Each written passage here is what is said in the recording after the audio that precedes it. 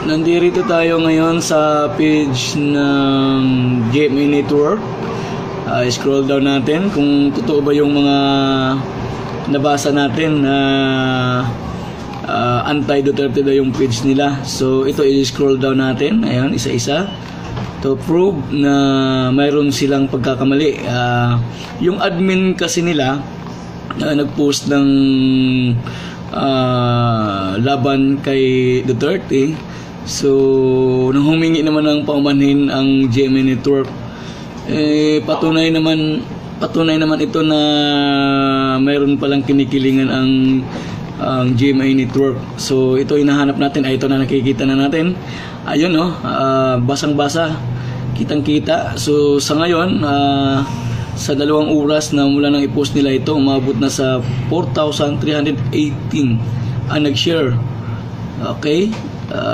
So pagkakamali ito ng GMA. Isinasabi dito na iniimbestigahan daw nila. Hindi naman kailangan imbestigahan dahil malalaman naman ng ibang admin kung sino ang nag-post nung item na yon. Okay? So alam na, sana ang ABS-CBN din ganun din. Antayin natin.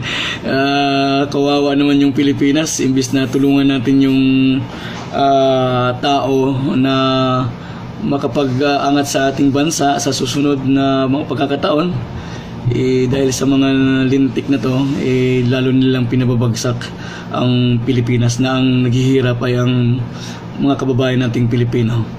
Salamat po. So sa ngayon, sa 2 oras na mula nang i-post nila ito, umabot na sa 4,318 ang nag-share. Okay? So pagkakamali ito ng GMA. Isinasabi dito na iniimbestigahan daw nila. Hindi naman kailangan imbestigahan dahil malalaman naman ng ibang admin kung sino ang nag-post nung item na yon. Okay? So alam na, sana ang ABS-CBN din ganun din. Antayin natin.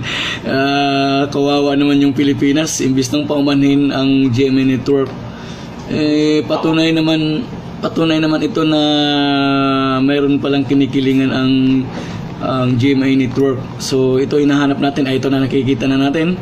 Ayun, no, basang-basa, kitang-kita. Nandito tayo ngayon sa page ng GMA Network. Scroll down natin kung totoo ba yung mga nabasa natin na anti-Duterte daw yung page nila. So ito i-scroll down natin, ayan, isa-isa to prove na mayroon silang pagkakamali. Yung admin kasi nila nag-post ng laban kay Duterte. So nang humingi naman